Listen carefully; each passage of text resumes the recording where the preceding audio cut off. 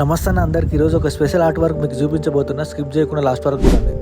సమతామూర్తి statue of equality. ఇది ఎక్కడ కాదు, మన హైదరాబాద్కు దగ్గరలోనే జస్ట్ 36 కిలోమీటర్ నియర్ బై ఉంటుంది. ముచ్చింతల్ విలేజ్, వెంకన్నగూడ, రంగారెడ్డి డిస్టిక్, తెలంగాణ దీని ప్లేస్. స్టాచ్యూ ఆఫ్ ఈక్వాలిటీ ప్రత్యేకతలు చాలా ఉన్నాయి. 216 అడుగుల భారీ పంచలోహ విగ్రహం ఇది. ప్రపంచంలో కూర్చున్న విగ్రహంలో ఇది 2వ స్థానంలో ఉంది. 45 ఎకరాల విస్తీర్ణంలో ఈ ప్రాంతం ఆధ్యాత్మికత, సమానత్వం, అద్భుతమైన నిర్మాణ శైలికి నిలయం. సమతామూర్తి చాటిన సమానత్వ సందేహాన్ని స్ఫూర్తిగా తీసుకొని మనోడు థర్మాకోల్తో ఈ అందమైన నమూనాను చేస్తున్నాడు. చూద్దాం. ఇది చేయడానికి జస్ట్ 3 డేస్ టైం తీసుకున్నాడు అంతే. ప్రతిదీ డీటెయిలింగ్ రావాలంటే చాలా కష్టం, బట్ ప్రతిదీ డీటెయిలింగ్ వచ్చింది. లాస్ట్ వరకు చూడండి, మీకే అర్థమవుతుంది.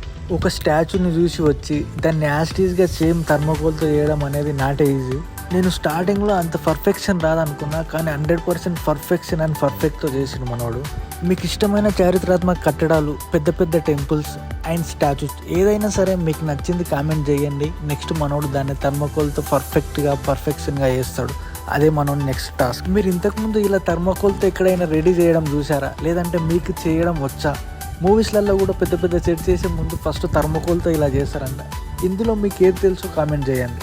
మొత్తానికి స్టాచ్యూ ఆఫ్ ఈక్వాలిటీ నమూనా అయితే కంప్లీట్ అయిపోతుంది. మనోనికి వాళ్ళ తమ్ముడు ఏది కావాలంటే దగ్గరుండి ప్రతిదీ చూసుకున్నాడు. ఒక అసిస్టెంట్గా పనిచేసడానికి మనోడు కూడా బాగానే కష్టపడ్డాడు. మీరు ఒకసారి లుక్ వేసుకోండి. స్టార్టింగ్కి ఇప్పటికీ ఒక థర్మాకోల్తో అవన్నీ కట్ చేసి పెట్టి దానికి పెయింట్ వేసి, అంటే దాని నమూనా యాజ్టీస్గా ఉన్నట్టు రావడానికి మనోడు మస్తు కష్టపడ్డాడు. అట్లే వచ్చింది same as it is. 3D created by Ramesh amigo. నాకైతే చాలా నచ్చింది. మీకు ఎట్లా అనిపిస్తుంది ఒకసారి కామెంట్ చేయండి. 216 అడుగుల మహా విగ్రహం కేవలం థర్మాకోల్ ముక్కలతో ఇంత కళ్ళకు కట్టినట్టుగా తయారు చేయడం చాలా గొప్ప ప్రతిభ. ఇది ప్రతి చిన్న అంశాన్ని ఎంతో ఓపికతో డిజైన్ చేశాడు మనోడు. ఈ కళాకాండం వెనుక ఉన్న కష్టానికి, సృజనాత్మకతకు మీరు ఏం చెప్తారు కామెంట్ రూపంలో కామెంట్ చేయండి.